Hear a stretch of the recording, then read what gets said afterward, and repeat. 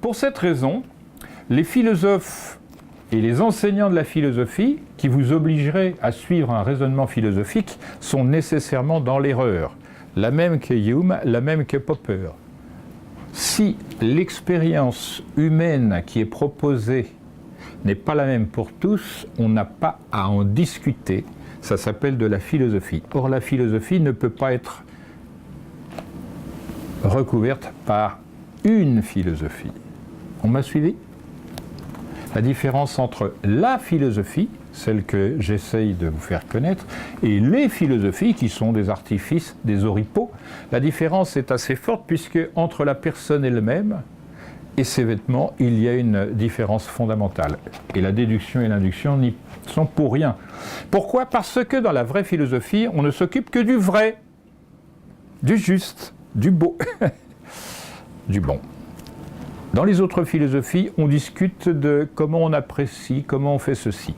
On se souvient de discussions oiseuses, complètement stériles, qu'on appellera jésuitiques, le sexe des anges, etc., où la question est, est-ce que le beau est dans la chose ou dans l'œil du spectateur ? Vous avez une réponse à ça ? Les anciens disent, eh bien, si vous étudiez correctement, je vais vous montrer la chose, c'est très simple, vous allez voir à quel point les anciens sont capables d'une précision. Voilà ce qu'ils disent. L'art, c'est la représentation de Dieu, c'est donc la beauté infinie. Par conséquent, étant des créatures, nous sommes dans le beau, autant que nous sommes capables de le voir, parce qu'il existe comme Dieu existe.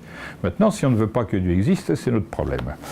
On va dire la science, mais c'est la compréhension de Dieu, c'est un savoir infini. D'un côté, on avait la beauté infinie, mais on n'en voit toujours qu'une partie, puisqu'on ne peut la saisir qu'à hauteur de ce qu'on en est capable de saisir. Ça marche. Donc ces discussions oiseuses, pour les anciens, poubelle, immédiatement. On n'en discute même pas.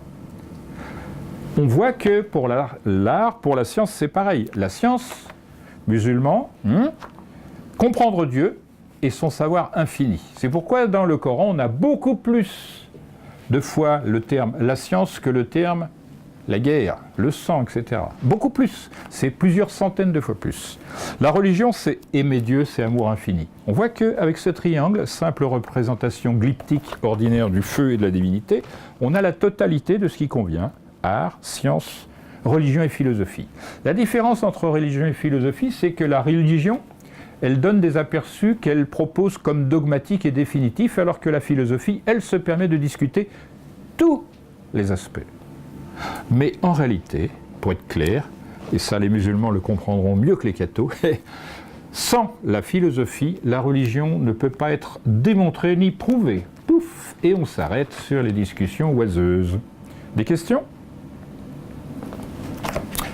Je vais reprendre cette dernière proposition dans le détail, si je puis dire. La différence entre le dogme religieux et la philosophie, c'est que la philosophie peut critiquer ses propres méthodes à elle.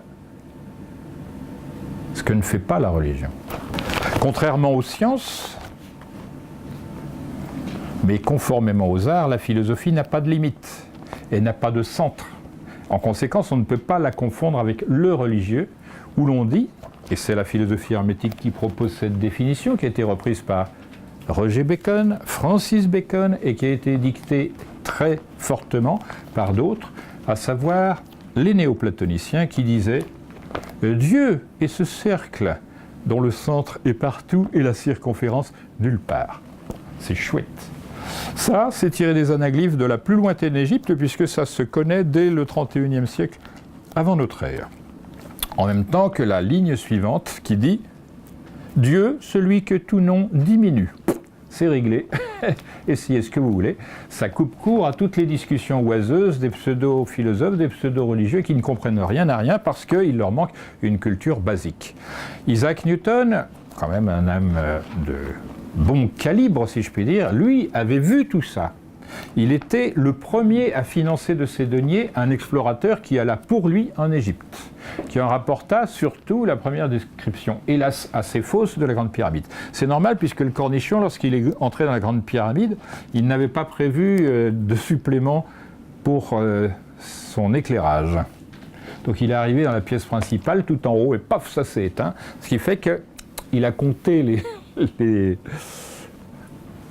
les pierres avec son ongle. Ch'tic, ch'tic. Et il en a compté 4 alors qu'il y en avait 5. Bon, c'est pas grave. C'est quand même un effort important qu'a fait Newton pour dire pourquoi on étudie le passé. La réponse est parce que le passé est plus proche du commencement.